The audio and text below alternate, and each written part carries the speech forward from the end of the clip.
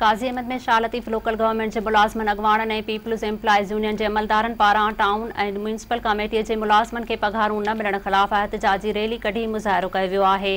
Shah Latif local government जे मरकज़ी senior नायब सदर नबी बख्श खोसो, पीपल्स एम्प्लॉइज़ यूनियन अॻवान जमशेद अहमद उन्नड़, ग़ुलाम हुसैन बालादी, खमीसो ख़ान शेख, ग़ुलाम हुसैन शेख ऐं ॿियनि जी अॻवानी में मुलाज़मन सिंध जे लोकल गवर्नमेंट जे मुलाज़मन खे पघारूं न मिलण ऐं सेक्रेटरी फाइनेंस पारां OZT शेयर जारी न करण ख़िलाफ़ टाउन कमेटी ऑफिस खां प्रेस क्लब ताईं रैली कढी वई आहे।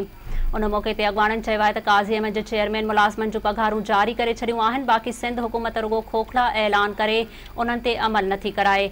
CM सिंध जे हुकुमनि खे बि सेक्रेटरी फाइनेंस नथो मञे, उहो अफ़सोस जोॻो अमल आहे।